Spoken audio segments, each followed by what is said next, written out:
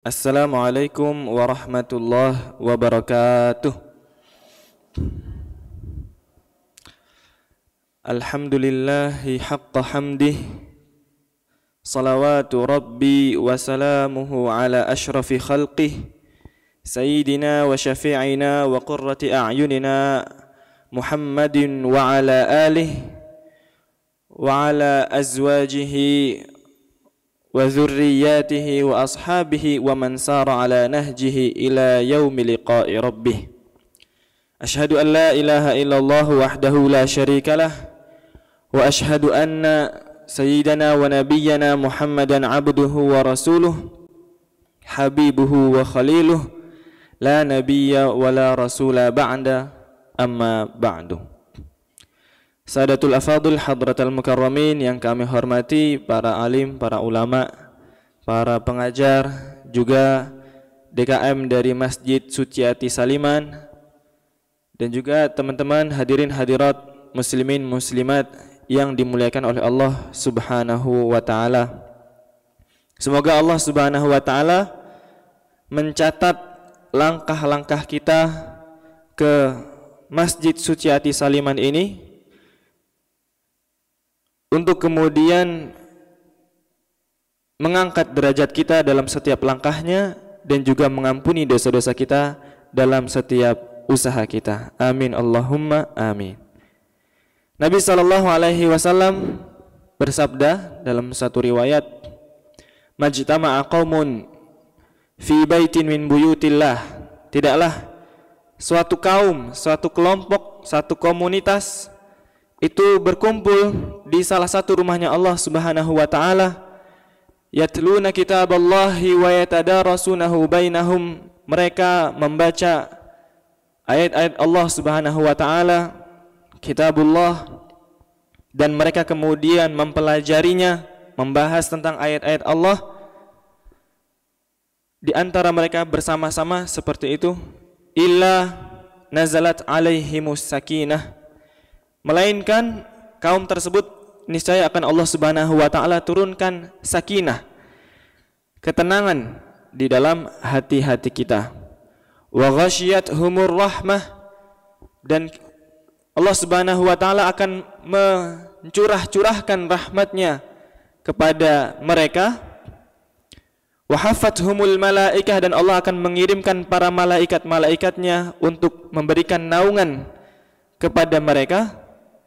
Wa dzakkarahumullahu fi man indah, dan Allah Subhanahu wa taala akan menyebut-nyebut nama mereka di hadapan para malaikatnya yang mulia. Jadi yang lebih penting bagi kita itu bukan viral di dunia, bukan terkenal di dunia, tetapi kita dikenali oleh para malaikat-malaikat Allah Subhanahu wa taala, para penduduk langit. Yang berbahaya adalah kalau kita mungkin di dunia dikenal orang-orang, dikenal baik, dikenal begini, dikenal begitu, tetapi ternyata para malaikat tidak mengenali kita dengan pengenalan yang baik, wal'iyadzubillah.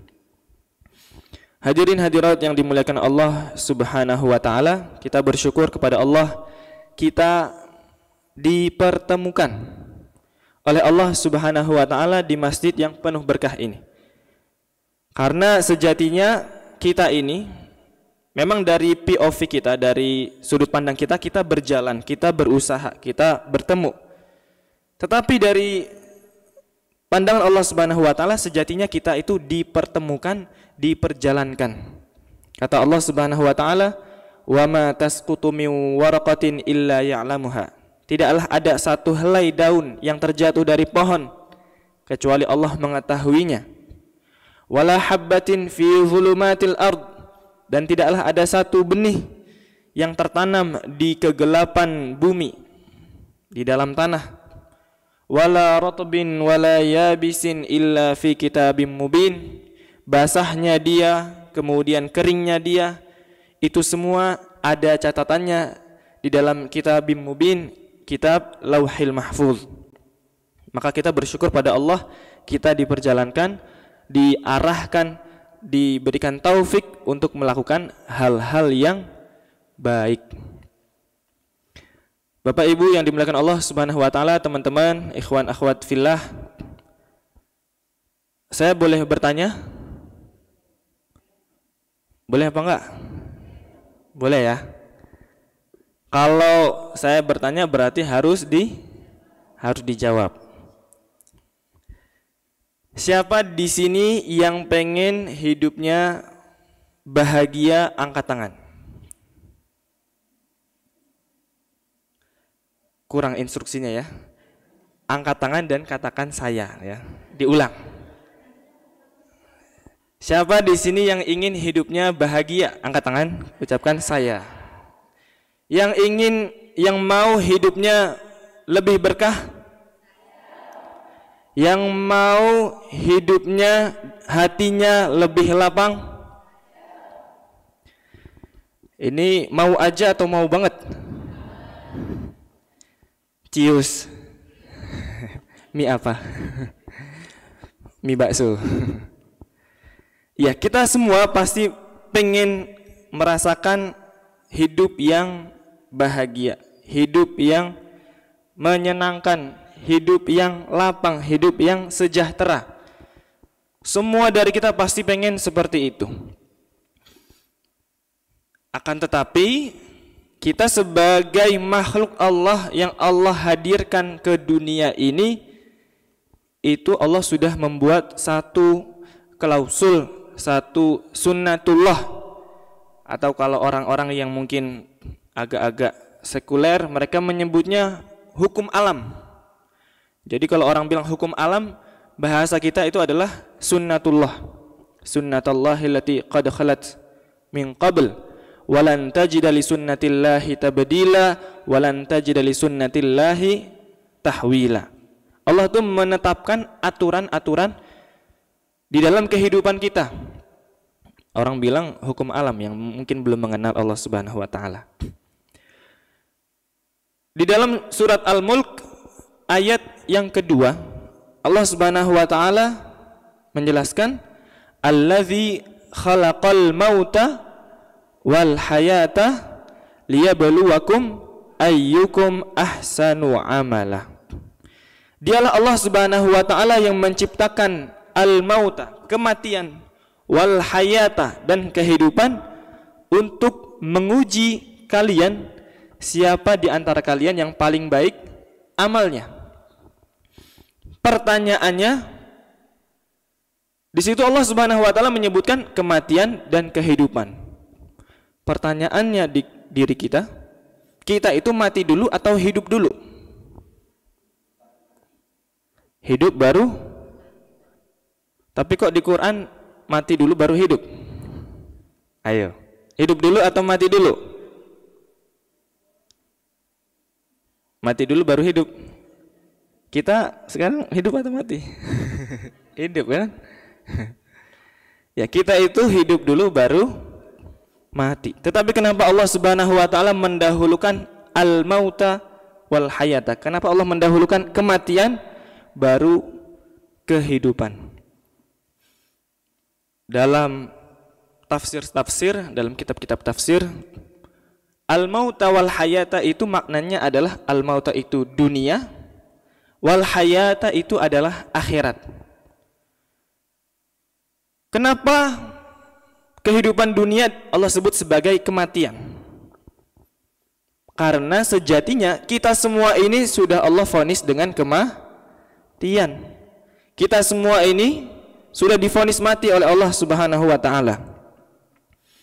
Bukan sekarang, bukan saat kita sakit, bukan saat kita terpuruk, tetapi bahkan Allah sudah menetapkan kematian itu sejak kita berada di dalam janin ibu kita atau di dalam rahim ibu kita, ketika kita masih berupa janin. Ketika kita baru berusia 40 hari di dalam rahim ibu kita, itu Allah Subhanahu wa taala mengutus malaikat ke dalam atau kepada janin tersebut, kemudian malaikat tersebut menuliskan bikatbi rizqihi, tentang rizki orang ini, anak ini. Kemudian wa amalihi, perbuatan-perbuatannya. Kemudian juga wa ajalihi, kematiannya sudah tertulis. Kemudian syaqiyun au sa'idun, orang ini akan happy atau dia akan sengsara. Maka sejatinya kehidupan kita di dunia ini adalah menunggu mati saja.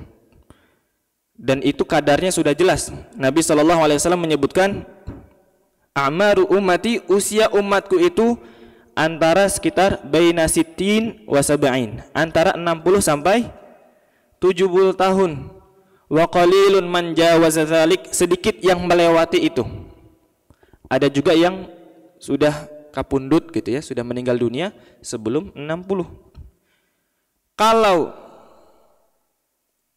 sebelum 60 sudah meninggal, berarti dia dapat diskon. Kalau lebih dari 70 berarti dapat bonus. Ibu-ibu mau dapat diskon apa bonus? Kalau bonus, usianya semakin panjang, berarti hisapnya semakin panjang, semakin lama, semakin banyak. Kalau diskon, hisapnya semakin sedikit. Jadi mau diskon atau mau bonus? Kita berharap semoga kita semua Allah masukkan surga tanpa hisab. Amin Allahumma amin. Kalau Allah panjangkan usia kita, semoga usianya diisi dengan ketaatan. Kalau memang usia kita Allah takdirkan sedikit, semoga kita memiliki amal-amal jariah yang amal tersebut terus berjalan walaupun kita sudah meninggal dunia. Amin ya rabbal alamin. Jadi begitu ya. Kenapa disebut maut dulu baru hayah? Nanti kalau ditanya sama teman pengajiannya, ini kenapa ya? Oh, kemarin sudah ikut pengajian Ahad pagi di Masjid Suciati, katanya maut itu adalah kehidupan di dunia, wal hayah adalah kehidupan akhirat. Kenapa akhirat disebut sebagai al-hayah? Soalnya nanti ketika kita Allah masukkan ke dalam surga, amin ya rabbal alamin, Allah Subhanahu wa taala akan menghadirkan, disimbolkan satu kambing hitam. Kemudian kambing tersebut disembelih oleh malaikat, lalu diserukan bahwa ini adalah simbol bagi kematian. Maka setelah ini tidak ada lagi kematian bagi kalian. Jadi ketika kita di kampung akhirat, di negeri akhirat, itu enggak ada lagi kematian, kita akan hidup selama-lamanya. Kalau kita di dalam surga, insya Allah kita berada dalam kenikmatan yang abadi. Tetapi kalau orang itu kufur kepada Allah Subhanahu wa taala, sebaliknya juga akan berada dalam neraka yang abadi. Wal'iyadzubillah, semoga Allah menjaga kita dari hal tersebut. Maka kalau kita memahami bahwa kehidupan kita pasti akan ada ujungnya, kita sadar bahwa dunia itu bukanlah tempat tinggal, tetapi dunia adalah tempat meninggal. Dunia bukan tempat tinggal, tetapi dunia adalah tempat meninggal. Karena kita pasti cepat atau lambat akan meninggalkan dunia. Orang kaya mati, orang miskin mati, raja-raja mati. Raja Jawa juga meninggal ya. Banyak raja Jawa sebelumnya meninggal juga, nggak abadi. Rakyat biasa mati, ustadz mati juga. Semua kita akan meninggal dunia, kata Allah Subhanahu wa taala. Bahkan ketika memberikan firman kepada Nabi, innaka mayyitun wa innahum mayyitun, sesungguhnya engkau wahai Muhammad itu akan meninggal dunia, akan mati, dan mereka musuh-musuhmu, orang-orang yang enggak suka sama engkau, yang memusuhi engkau, yang menzalimi engkau, mereka juga semua akan mati, dan semuanya akan nanti kembali kepada Allah Subhanahu wa taala. Ini kehidupan dan kematian. Allah menghadirkan adanya al-maut wal hayah, ini adalah liyabluwakum ayyukum ahsanu amala, untuk menguji kita, menguji kalian siapa yang paling baik amalnya di antara kalian, di antara kita. Jadi kita ini hidup itu isinya pasti ujian terus. terkadang Allah Subhanahu wa taala uji kita dengan ujian yang baik. Ujian berupa kenikmatan, ujian kelapangan, ujian kekayaan, ujian kesehatan, untuk ngecek orang ini bersyukur atau tidak. Kata Allah Subhanahu wa taala, "Wa nabluukum," dan kami akan menguji kalian, bisyarri, dengan keburukan, wal khairi, dan dengan kebaikan, fitnah sebagai ujian. Jadi terkadang Allah menguji kita dengan kebaikan juga. Jangan dikira kalau hidup kita baik, punya pasangan yang baik, alhamdulillah rezeki lancar, anak-anak soleh-solehah, itu semua berarti kita hidup tanpa ujian. Itu juga adalah ujian untuk ngetes apakah kita bersyukur atau tidak.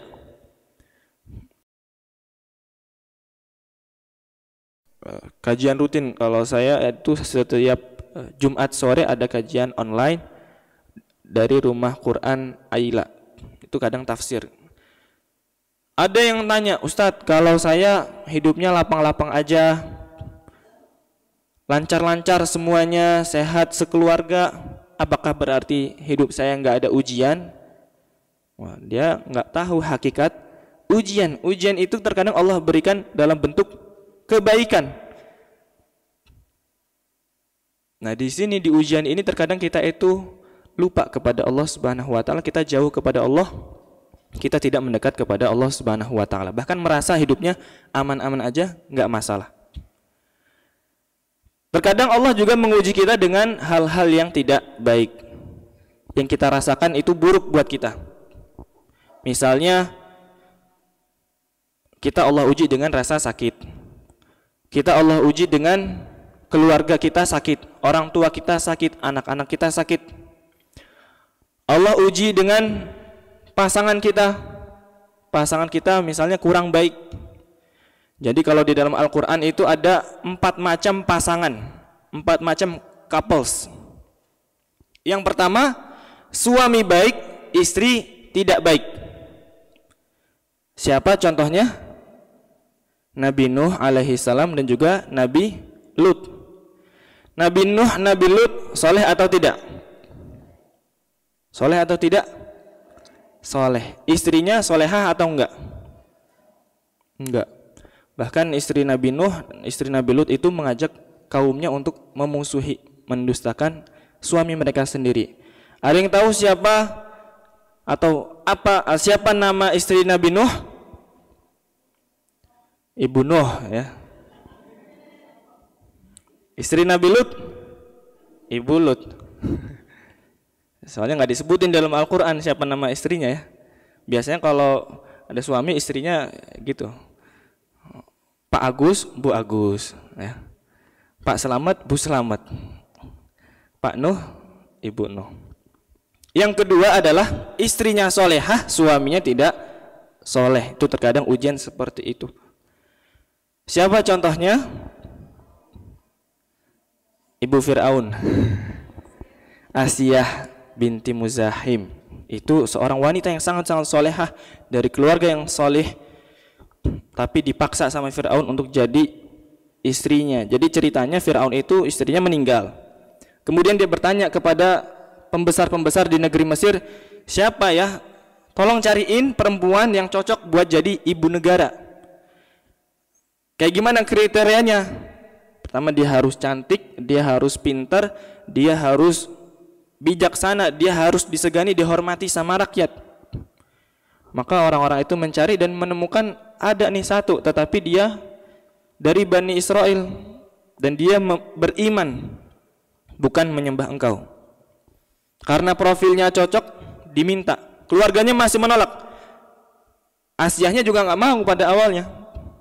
Tetapi kemudian Fir'aun itu menyandra keluarganya di kerajaan. Kalau kamu nggak mau menikah, nanti akan aku sakiti, akan aku siksa, dan seterusnya, hingga akhirnya kemudian Asiyah berkenan. Dalam beberapa riwayat dijelaskan bahwa mereka ini sejatinya tidak pernah berhubungan suami dan istri. Kalaupun misalnya Fir'aun ngerasain hubungan suami istri itu bukan Asiyah tetapi jin yang wujudkan seperti itu. Makanya kemudian mereka ini tidak memiliki keturunan. Hingga suatu ketika kemudian Asiyah menemukan bayi Musa di sungai Nil. Ini tipe yang kedua. Tipe yang ketiga adalah dalam Al-Quran, suaminya enggak baik, istrinya juga tidak baik. Siapa itu? Abu Lahab. Siapa nama istrinya? Ummu Lahab. Bukan, namanya Ummu Jamil. Jadi jangan mentang-mentang Abu Lahab berarti Ummu Lahab gitu ya. Ibu Lahab. Enggak, Ummu Jamil. Kemudian ada juga yang disebutkan dalam Al-Quran, suaminya soleh, istrinya juga solehah, yaitu Nabiullah Ibrahim dan juga ibunda Hajar, ibunda Sarah. Ini yang akhwat mau punya pasangan dari empat ini, pengen yang seperti apa? Nabi Nuh, Nabi Lut, Nabi Asiyah, Abu Lahab, atau Nabi Ibrahim? Siapa? Nabi Ibrahim. Tapi Nabi Ibrahim istrinya 2 ya. Ya. Ya itu ya, macam-macam. Ada yang Allah Subhanahu wa taala uji dengan pasangannya, ada yang Allah uji dengan anak-anaknya, ada yang Allah uji dengan hartanya. Ini adalah bentuk-bentuk ujian di dalam kehidupan kita. Akan tetapi hadirin hadirat yang dimuliakan Allah Subhanahu wa taala, Nabi sallallahu alaihi wasallam itu memberikan satu apresiasi kepada orang-orang yang beriman. Karena ujian ini menimpa bukan hanya kita, tetapi orang-orang yang tidak beriman itu juga sama. Allah Subhanahu wa taala uji semua orang yang hadir di dunia, lahir brojol di dunia, itu dapat ujiannya masing-masing. Orang muslim soleh, orang enggak soleh dapat ujian. Orang anak muda, orang tua, masih kecil, sudah dewasa, orang Islam, orang yang tidak beriman kepada Allah, semuanya Allah uji. Akan tetapi kata Allah Subhanahu wa taala, jadi ini pesan, in kuntum ta'lamun fa innahum ya'lamun. Kalau kalian merasakan sakit, merasa lelah, merasa sedih, merasa kecewa di dalam kehidupan kita, fa innahum ya'lamun. Orang-orang yang enggak beriman itu juga sama merasakan itu semua. Masing-masing ada porsinya. Wa tarjuna minallahi ma la yarjun. Yang membedakan orang beriman dengan orang yang tidak beriman kepada Allah adalah orang-orang yang beriman itu kata Allah, wa tarjuna minallah, kan pahala dari Allah, kalian mengharapkan keridhaan dari Allah, ma la yarjun, yang mana orang-orang yang tidak beriman itu enggak berharap hal itu dalam ujian-ujian yang mereka hadapi. Maka kata Nabi SAW, ajaban li amril mu'min, betapa menakjubkannya perkara orang yang beriman. Walaysa dzalika li ahadin illa lil mu'min, dan enggak ada yang seperti ini kecuali ketika seseorang itu berada dalam keimanan yang kokoh, keimanan yang baik. Idza asabathu sarra syakara fakana khairun lahu. Apabila dia mendapatkan kebahagiaan, hal-hal yang menyenangkan, ujian-ujian tadi berupa kebaikan, dapat pasangan yang baik. Di sini ada yang belum menikah? Banyak. Semoga yang belum menikah Allah karuniakan suami yang soleh, istri yang solehah, biar bisa bersama-sama menuju jannah. Amin Allahumma amin. Kalau dia mendapatkan pasangan yang baik, rezeki yang halal dan berkah, anak-anak yang soleh dan solihah, dia bersyukur kepada Allah, maka kebaikan tersebut akan bertambah. Fakana khairan lahu wa in asabathu dharra sabara. Kalau dia mendapatkan ujian, ke hal-hal yang tidak menyenangkan di dalam kehidupan, maka dia bersabar, dan itu juga adalah kebaikan untuk dirinya. Innama yuwaffas sabiruna ajrahum bighairi hisab. Sesungguhnya orang-orang yang bersabar itu Allah akan berikan pahala yang tidak terbatas. Jadi ini kunci keyword dari orang-orang yang beriman. Kalau dia mendapatkan hal yang baik, dia bersyukur. Kalau dia mendapatkan hal yang kurang baik, dirasa kurang baik, maka dia bersabar. Akan tetapi, kalau kata Syekh Mutawalli Asy-Sya'rawi, sejatinya semua hal tadi, mau itu kebaikan ataupun hal yang kita rasa kurang baik, itu hakikatnya kalau kita bisa sikapi dengan keimanan, dengan kita lihat dengan kacamata iman, itu bisa mendekatkan kita kepada Allah Subhanahu wa taala. Jadi kalau melihat masalah, itu jangan lihat masalahnya aja, tetapi lihat siapa yang memberikan masalah atau memberikan ujian. Kalau ada anak kecil, dia ini nangis nyamperin kita. Kita kemudian tanya kepada dia, "Kenapa, Nak?" Kata anak itu, "Habis dipukul." Apa pertanyaan kita berikutnya kepada si anak? Siapa yang mukul? Siapa yang mukul, Nak? Habis dipukul Ustadz. Oh, kamu habis ngapain emang? Ya kan? Kalau kita tahu yang mukul gurunya atau ustadznya atau orang yang baik seperti itu, kita tahu yang keliru si anak gitu. Soalnya ini biasanya orang baik nggak mukul. Tapi kalau dia bilang dipukul sama temanku si fulan, dia emang bandel anaknya, mau kita datengin anak itu, kita omel-omelin, kita marah-marahin. Maka kita ketika melihat ujian di dalam kehidupan kita, lihatlah siapa yang memberikan ujian. Yang memberikan ujian adalah Allah Subhanahu wa taala. Yang mana Allah itu sayang kepada kita. Allah itu Maha Pengasih kepada kita. Allah menginginkan hal-hal yang baik kepada kita.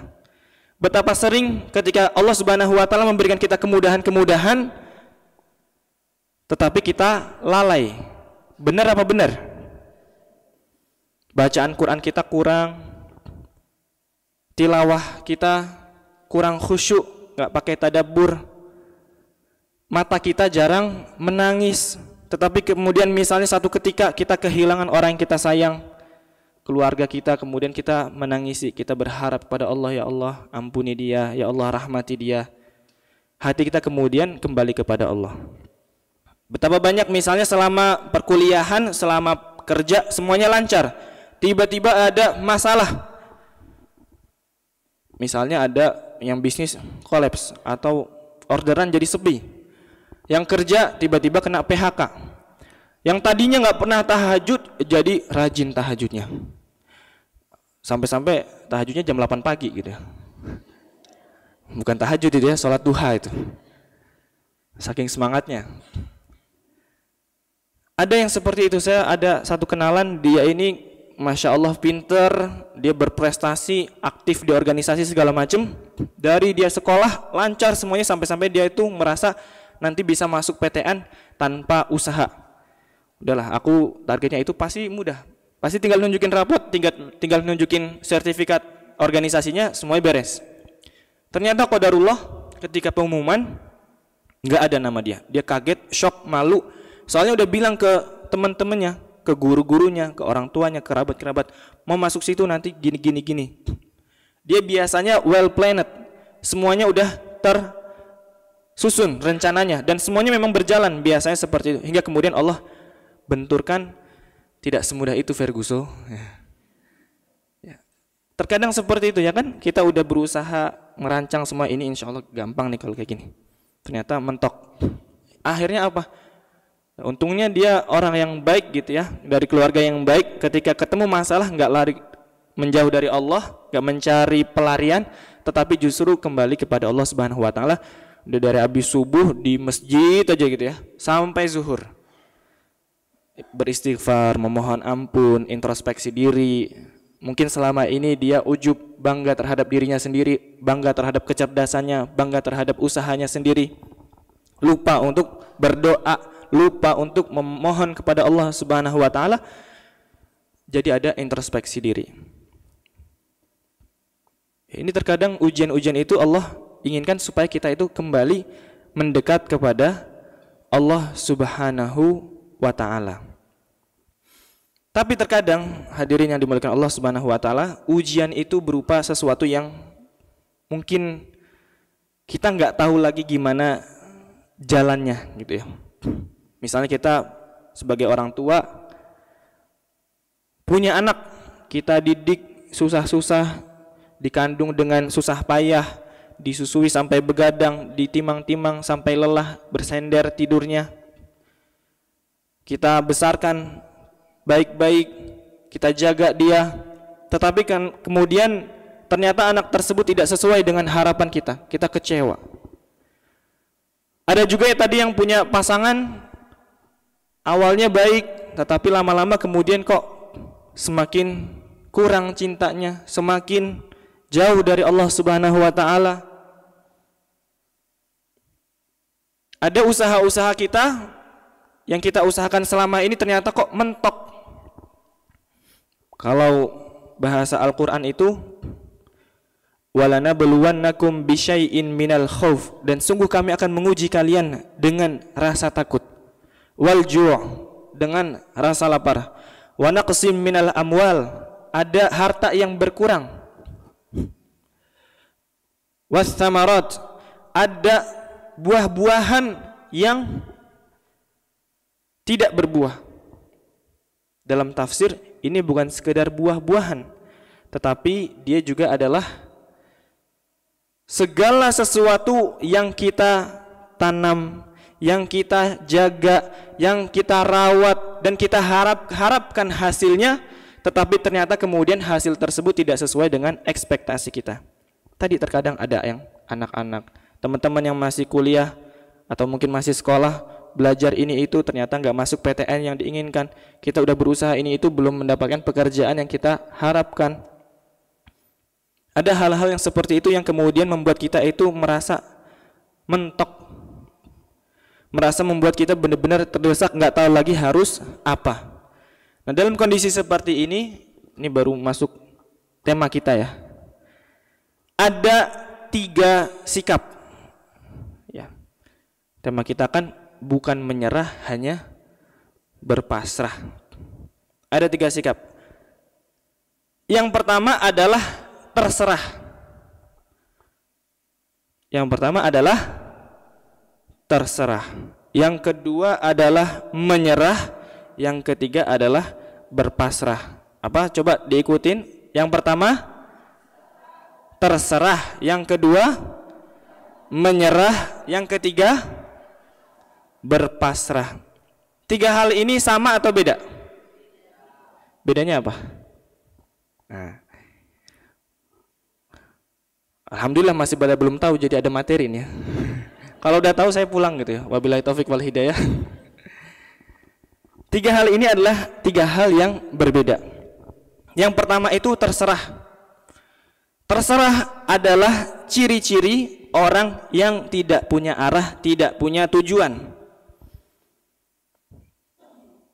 Bahasanya kadang bukan terserah. Misalnya ini teman-teman yang masih bujang-bujang ya, bujang hidin dan bujang hidat, masih berusaha mencari jodoh, tiba-tiba ada yang ngedeketin. Setelah sekian lama dalam HTS, hubungan tanpa status gitu kan, akhirnya mbak-mbak ini ingin mencari kejelasan, sebenarnya mau dibawa kemana hubungan kita. Nah, tiba-tiba si cowoknya bilang jalanin aja. Ini adalah tanda orang-orang terserah. Dia nggak tahu jalan. Ini suram ya, madesu, masa depan suram. Dia artinya cuman pengen main-main. Ini mendingan ditinggalin aja. Tapi kan itu seru Ustaz. Jadi ada teman cerita, ada teman curhat. Kata ada pepatah Jepang, tapi saya lupa bahasa Jepangnya. Saya nggak bisa bahasa Jepang. Tapi maknanya kurang lebih seperti ini. Kalau kamu salah jurusan naik kereta, segeralah berhenti di stasiun terdekat.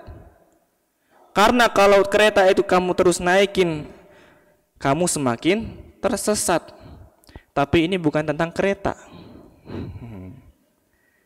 Kalau kamu udah tahu nih orang nggak jelas arahnya kemana, jangan diterusin. Nanti semakin baper, semakin perasaannya mendalam, semakin susah untuk meninggalkan. Padahal dia bukan orang yang tepat.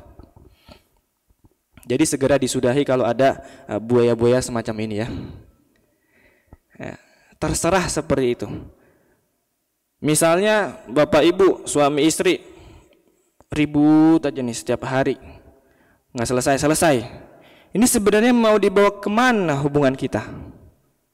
Terserah gitu ya. Udah jalanin aja. Ini berarti nggak punya tujuan, nggak punya arah. Kita itu kalau dalam keluarga, kata Allah Subhanahu wa taala, fa imsakun bima'rufin au tasrihun bi ihsan. Berkeluarga itu imsakun bima'ruf, dijaga baik-baik. Kalau ada konflik, kalau ada masalah, diperbaiki, belajar lagi, cari tahu, cari solusi. Kalau memang sudah berusaha terus-menerus, diperbaiki, cari solusi, konsultasi, belajar bareng, nggak cocok-cocok terus masih ribut setiap hari. Solusi yang kedua kata Allah Subhanahu wa taala, au tasrihun bi ihsan, atau berpisah dengan cara-cara yang baik. Kalau dipertahankan tetapi isinya jadinya caci maki, saling menyakiti, saling mengecewakan, tidak menunaikan kewajiban-kewajibannya, maka pernikahan bukan lagi menjadi ladang ibadah, justru menjadi ladang dosa. Na'udzubillahi min dzalik. Maka kalau ada tadi, jangan terserah. Kalau ada masalah jangan terserah, kita jadi seolah-olah tidak memiliki arah. Kita berjalan tetapi nggak punya arah. Kita berikhtiar tetapi nggak jelas. Ikhtiar kita ngasal. Seperti itu. Itu namanya terserah. Yang kedua adalah menyerah. Menyerah itu terkadang kita tahu tujuan kita, tetapi kita berhenti berusaha. Kita pengen naik gunung, tahu tujuannya ke puncak gunung, tetapi karena kita dalam perjalanannya tidak kuat, kita ngerasa kakinya pegel, ini kok jauh banget gitu ya. Kalau ketemu orang pasti dibilang dikit lagi, dikit lagi. Itu 5 menit lagi pos 2. Jalan 5 menit, mana ini pos 2, nggak ada. Ketemu lagi, ini 5 menit lagi. Gitu terus ya. Itu pasti teman-teman yang pernah naik gunung ngerasain seperti itu. Saya pernah. Ayo semangat, dikit lagi, dikit lagi. Itu 2 belokan lagi. Ternyata 2 belokan saya jalanin, masih belum ada posnya. Ternyata 2 belokan itu belokan kanan dan belokan ke kiri. Ya udah kanan kiri terus itu. Memang nanti akhirnya ketemu, tapi nggak tahu berapa kanan kiri itu ya. Itu kalau kita berhenti di tengah jalan, bahkan berbalik arah, itu namanya menyerah. Kita merasa berputus asa, kita merasa nggak akan bisa untuk menjalani proses tersebut. Ini biasanya ini adalah ujian-ujian di dalam keistiqomahan, ya, di dalam keistiqomahan tentang baik sangka kita kepada Allah Subhanahu wa taala dengan takdir-takdir dan juga hikmah yang Allah Subhanahu wa taala simpankan untuk kita. Kita misalnya nggak bersabar. Ya Allah, kenapa doa-doa aku nggak pernah terkabulkan? Ya Allah, kenapa kok aku sudah berusaha jadi orang yang baik tapi malah dapat ujian? Ya Allah, kenapa kok aku pengen hijrah, pengen memperbaiki diri, malah banyak hal-hal kebaikan, kebahagiaan yang pergi dari aku. Teman-temanku berkurang. Mungkin tadinya kita tidak memakai kerudung, pakai kerudung, dilarang sama bosnya, akhirnya dikeluarin. Kita pengen menjaga harta kita dari riba, dari yang diharamkan, ternyata mungkin ada orang tua yang gak setuju. Semalam ada kajian juga seperti itu, ada yang curhat, Ustadz, saya itu gak pengen riba, tadinya beli mobil riba, akhirnya saya pengen menahan nafsu, ya udah itu dijual dulu supaya tidak terus-menerus ribanya. Ternyata orang tuanya marah, jadi hubungannya kurang baik. Kenapa ya seperti itu? Ini di antara ujian-ujian kehidupan, kata Nabi SAW, ma min musibatin tusibul muslim, tidaklah ada satu musibah. Musibah itu macam-macam bentuknya, bisa kesedihan, rasa sakit, kekecewaan, kehilangan, pengurangan harta, atau tadi jiwa, rasa sakit. Kecuali Allah Subhanahu wa taala akan menghapuskan dosa-dosanya dengan perasaan atau musibah yang dia hadapi itu. Hatta syaukah yushakuha, walaupun kalau misalnya dia tertusuk sebuah duri. Ya. Di sini ada yang pernah ketusuk duri? Pernah ya. Kalau ibu-ibu biasanya bukan duri, mungkin pernah kepotong jarinya atau terluka jarinya, kena minyak waktu lagi masak, ya, masak ikan tiba-tiba minyaknya muncrat-muncrat seperti itu.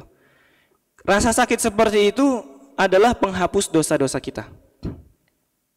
Termasuk misalnya ada kita sedih, orang tua kita tadi misalnya ada kekecewaan, ada hal-hal yang membuat sedih dalam kehidupan, itu menghapuskan dosa-dosa. Bahkan kata Nabi SAW, ada seorang hamba yang dia ini hidupnya banyak ujian-ujiannya, tetapi ketika dia kemudian bertemu dengan Allah Subhanahu wa taala, dia tidak memiliki dosa sama sekali.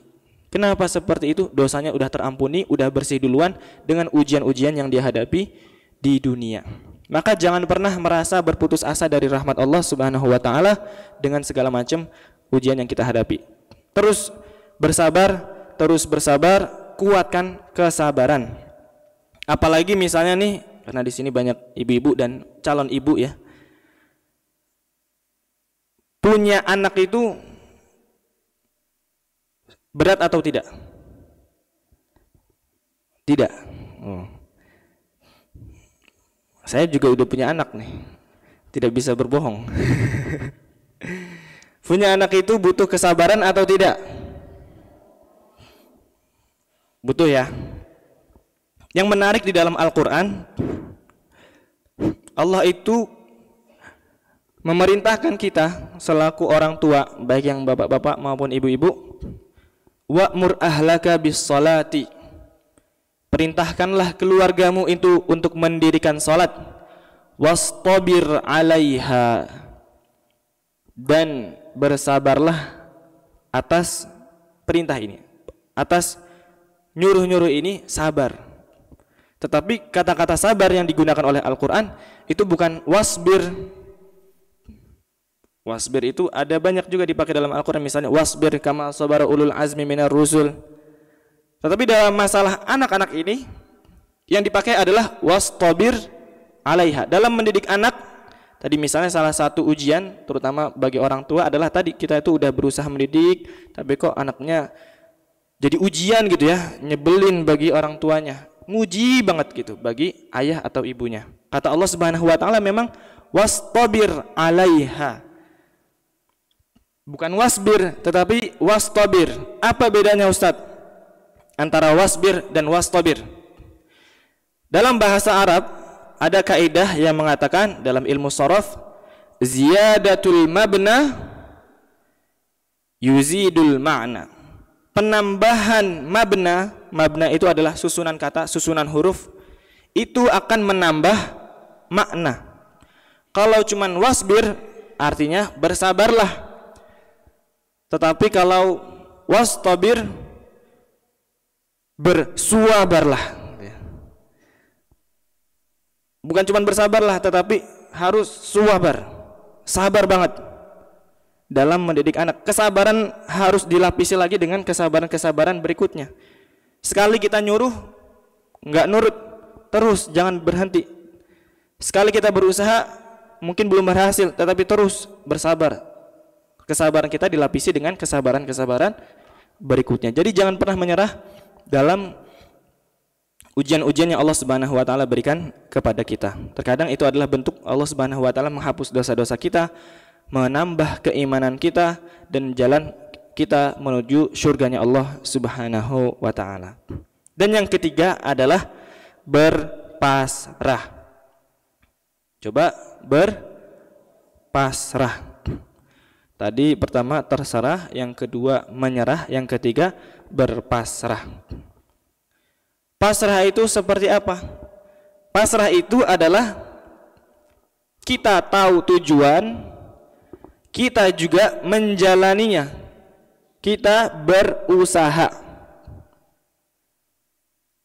Kata Syekh Mutawalli Asy-Sya'rawi terkait dengan berpasrah ini, atau dalam bahasa Al-Qur'annya adalah bertawakal. al-jawarihu ta'mal wal qulubu tatawakkal, kata Syekh Asy-Sya'rawi. Orang yang berpasrah itu adalah anggota tubuhnya itu bergerak, berusaha, akan tetapi hatinya hanya ditawarkan kepada Allah Subhanahu wa taala. Kita tahu dalam proses yang kita jalani ini, kita tahu tujuannya, kita juga udah belajar cara-caranya, akan tetapi terkadang tuh masih aja ada ujian-ujian eksternal di luar kendali kita, ya kan? Kita pengen menjaga anak kita, ternyata ujiannya dari teman-temannya, dari lingkungan, dari media sosial. Kita pengen menjaga pasangan kita, tetapi ternyata ujiannya dari tempat kerja dan lain sebagainya. Kita berusaha, bekerja, pengen masuk ke, misalnya ini lagi ada buka CPNS ya. Kita udah belajar dengan serius. Ada orang-orang yang mungkin pakai ordal gitu. Itu hal-hal di luar kendali kita. Dalam hal ini adalah tugas kita untuk kemudian berusaha semaksimal mungkin, kita jalani dengan cara-cara yang baik, kita tahu tujuannya, akan tetapi hati kita tautkan kepada Allah Subhanahu wa taala. Kalau misalnya kita bilang, "Ustaz, saya bertawakal," tapi ternyata dia tidak berusaha, maka ini enggak benar. Ada satu ungkapan, usaha tanpa doa itu adalah sombong, dan doa tanpa usaha adalah bohong. Apa? Usaha tanpa doa adalah sombong, doa tanpa usaha adalah bohong. Satu ketika ada salah seorang sahabat Nabi SAW pergi ke dalam masjid sambil membawa onta. Kata Nabi SAW, "Itu ontamu enggak diikat?" "Saya tawakal wahai Rasulullah." Ini kalau zaman sekarang itu motornya enggak diparkirin, kuncinya dibiarin di situ. Tawakal. Kalau itu memang masih rezeki saya, insya Allah nanti keluar pengajian masih ada di situ, Ustaz. Kalau memang bukan rezeki saya, udah hilang, diambil orang. Enggak seperti itu tawakal ya. Kata Nabi SAW, "Iqilha, ikatlah dulu, wa tawakkal, baru kita bertawakal." Jadi kita harus usaha dulu sebisa yang kita lakukan. Kalau parkir dikunci stang gitu ya. Kalau perlu, kalau punya gembok digembok lagi. Baru kita bertawakal kepada Allah. Urusan nanti malingnya itu bisa jebol gemboknya, bisa jebol kuncinya, itu baru adalah hal yang lain. Itu di luar kendali kita. Di sini ada yang pernah kehilangan motor? Wah, Masya Allah. Semoga Allah ganti dengan yang jauh lebih baik. Amin. Saya dulu pernah kehilangan waktu di Brastagi. Saya dulu pernah di Brastagi. Ada yang tahu Brastagi? Enggak ada. Di Sumatera Utara, di Kabupaten Karo, 2 jam dari Medan. Jadi saya waktu itu 15 tahun, bukan 15 tahun di sana ya, tapi usia 15 tahun ke Brastagi. Itu selama setahun ngajar anak-anak SD. Waktu di sana saya itu dipinjemin sepeda motor. Masalah itu sepeda motor hilang. Jadi saya kadang tidurnya di masjid seperti itu. Kalau habis dari pengajian, maksudnya kembali ke tempat tinggal itu agak jauh, jadi sekalian aja di masjid.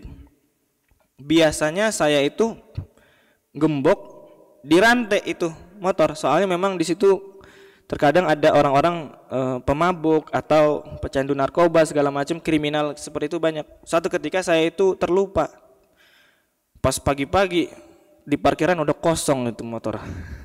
Masya Allah, lupa ya. Nah, itu yang sedih bukan saya, yang sedih yang punya motor. Apalagi kata dia, ini baru lunas ini. Hilang ya, Masya Allah. Qadarullah wa ma syaa fa'al. Jadi kita itu berikhtiar dulu, berusaha dulu, baru bertawakal kepada Allah Subhanahu wa taala. Nabi SAW menggambarkan tawakal yang sebenar-benarnya adalah seperti tawakalnya seekor burung. Lau annakum tatawakkaluna 'ala Allahi haqqa tawakkulihi la razaqakum kama yurzaqut thair Seandainya kalian bertawakal kepada Allah dengan tawakal yang sebenar-benarnya, niscaya kalian akan diberikan rezeki sebagaimana burung itu diberikan rezeki. Burung itu punya bisnis atau enggak? Burung dia bekerja apa enggak? Jadi karyawan? Enggak kan?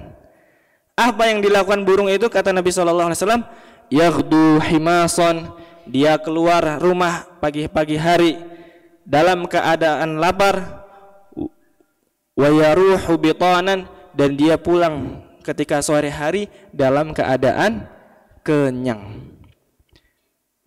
Tetapi burung itu berusaha atau enggak? Berusaha, dia keluar dari sarangnya. Enggak cuman di rumah aja berharap tiba-tiba perutnya keisi sendiri gitu ya.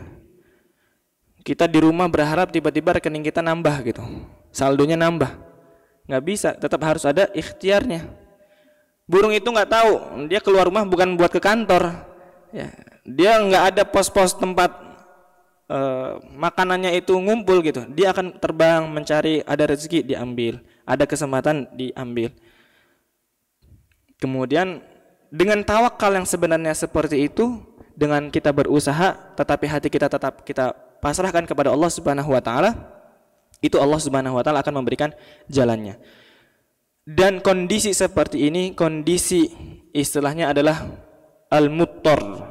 Orang-orang yang dia ini benar-benar hanya memasrahkan kepada Allah Subhanahu wa taala. Jadi terkadang ujian itu emang benar-benar sangat-sangat menyudutkan kita sampai kita itu benar-benar enggak tahu harus ngapain lagi. Pernah ngerasain seperti itu? Kemudian kita nggak ada lagi jalan kecuali hanya berdoa kepada Allah. Ya Allah, saya udah berusaha ini itu. Ya Allah, mungkin segala macam cara udah pernah saya lakukan, tapi semuanya belum berhasil. Ya Allah, aku serahkan kepada Engkau. Ini justru adalah kondisi yang disukai oleh Allah Subhanahu wa taala. Makanya tadi terkadang ujian itu justru mengantarkan kita, menggiring kita kepada cintanya Allah Subhanahu wa taala. Ketika kita kehilangan harapan, kehilangan kepercayaan bahkan kepada diri kita sendiri, kita nggak tahu mampu atau tidak. Ketika kita kehilangan kepercayaan terhadap sebab-sebab, kita nggak lagi bergantung kepada sebab, lalu kita bermunajat, berdoa kepada Allah, ya Allah, Engkau yang maha kuasa, Engkau yang maha mengetahui. Disitulah kemudian Allah senang dan bersegera untuk mengijabahi doa-doa kita. Tetapi kalau kita berdoa sambil masih percaya diri, nah ini formalitas saja nih, tetapi nanti sebenarnya bisa kok ini itu, ya Allah mudahkanlah urusanku, tetapi di hati kita nanti minta bantuan saudara, itulah, itu Allah nggak senang. Kalla innal insana layatagha, sesungguhnya manusia itu terkadang melampaui batas. Saat apa? Ar-ra'ahu istaghna, ketika dia merasa cukup, merasa bisa, merasa semuanya bisa dihandle sendiri, merasa punya channel, punya relasi, semuanya urusan gampang. Bil fulus, semua mulus. Kalau punya duit semuanya lancar. Itu Allah nggak seneng. Makanya terkadang ujian dikasih Allah kekayaan, kelapangan, ketika kita akhirnya semuanya menyandarkan terhadap materi, kita lupa sama yang memberi, itu justru bisa menjauhkan kita dari Allah Subhanahu wa taala. Tetapi ketika kita tadi disudutkan sehingga kemudian gak ada lagi jalan kecuali kepada Allah, disitulah Allah senang, ridho terhadap kita. Ini sebagai penutup, saya pernah satu ketika tahun 2021 5 Mei, masih ingat tanggalnya. Itu saya tuh punya akun Instagram, followersnya sekitar 180 ribuan waktu itu. Sekarang udah 317 ribu ya, dan bertambah setiap hari, alhamdulillah.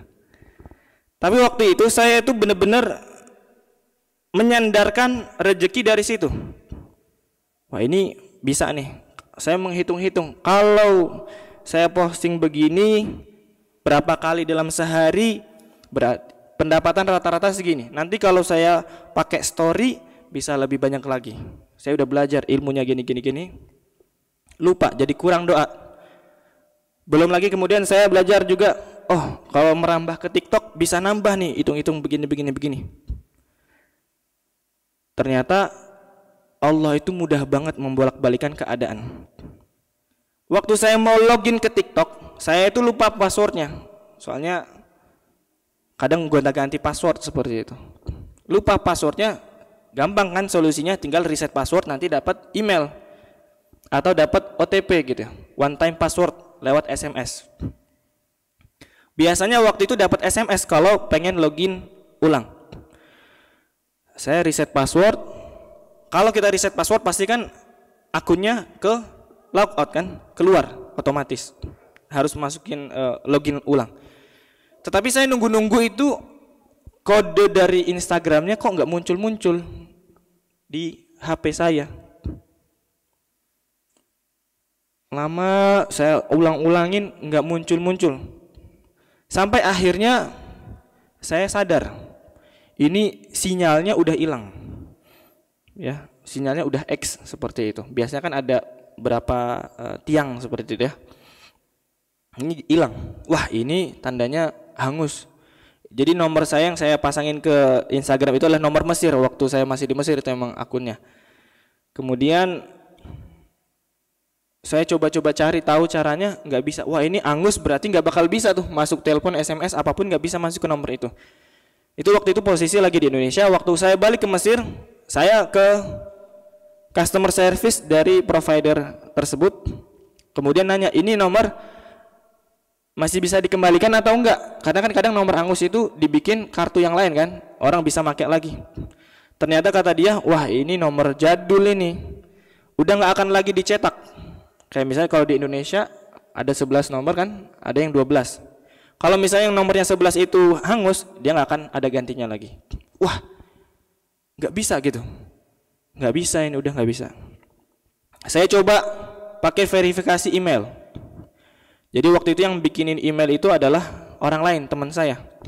Saya tanya ke dia, ini email pertama dari akun tersebut. Saya tanya ke dia, ini emailnya ini. Kemudian bisa login apa enggak? Enggak, saya juga udah lupa password itu.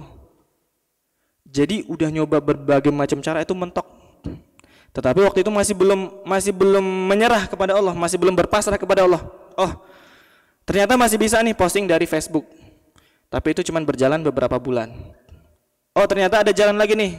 Coba lewat TikTok usahanya, jualannya. Bisa dapat, tetapi ternyata lama-lama menurun juga sampai kemudian ya Allah, ini udah di ujung-ujung gitu ya.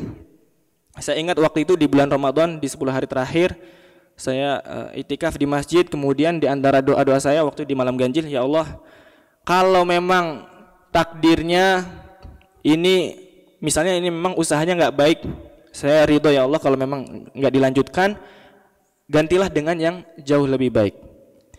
Ya Allah, bahkan kalau memang misalnya saya ini nggak cocok jadi orang kaya gitu ya, ya Allah nggak apa-apa. Beneran saya waktu itu doa seperti, ya Allah nggak apa-apa, berikan aku rezeki yang cukup saja, yang penting Engkau ridho, Engkau tuntun aku dalam amal saleh. Tetapi kalau memang misalnya cocok gitu ya, ya Allah mudahkan, berikan mukjizat-Mu, mudahkan dari arah yang tidak disangka-sangka. Kemudian saya berpasrah itu kepada Allah Subhanahu wa taala. Itu akhir Ramadan. Saat itu kemudian masuk ke bulan Syawal, Lebaran. Saya itu jadi punya waktu itu ada satu handphone yang sempat terjatuh waktu saya lagi berwudu. Jadi jatuhnya bukan cuman pecah tetapi juga kena air, hingga akhirnya agak rusak. Kalau kita mencet seperti ini, yang kepencet yang mana gitu, ujungnya. Pencet bawah kena ujung. Akhirnya malas pakai itu lagi. Saya ganti handphone. Nah, waktu Lebaran waktu itu 2022-nya ya. Itu saya tuh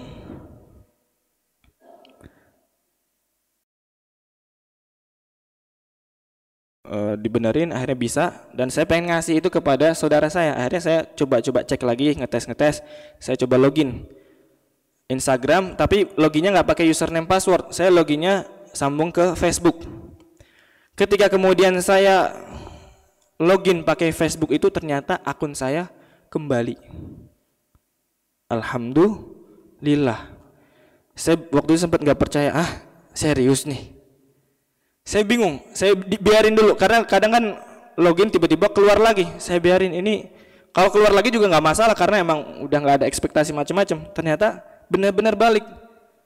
Langsung buru-buru saya ganti nomornya itu ya. Ternyata yang terpampang masih nomor Mesir, saya ganti nomor Indonesia, emailnya juga diganti. Akunnya tersebut balik, ya berarti mungkin isyarat dari Allah Subhanahu wa taala cocok ya. Cocok, dimudahkan gitu ya rezekinya oleh Allah Subhanahu wa taala. Soalnya saya doanya kayak gitu, bukan ya Allah kembalikan, enggak. Sebelumnya saya doanya seperti itu, ya Allah kembalikan, mudahkan gini-gini. Tapi waktu itu benar-benar pasrah kepada Allah setelah usaha macam-macam. Kalau emang cocok, mudahkan, kalau enggak cocok, cukupkan tetapi engkau ridho. Berarti cocok ini kayaknya. Dimudahkan seperti itu.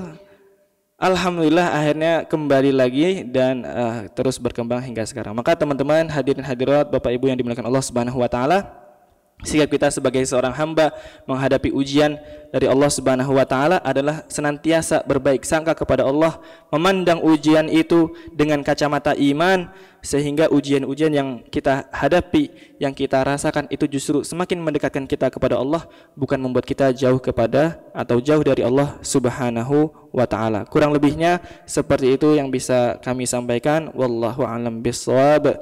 Wassalamualaikum warahmatullahi wabarakatuh. Saya kembalikan ke moderator.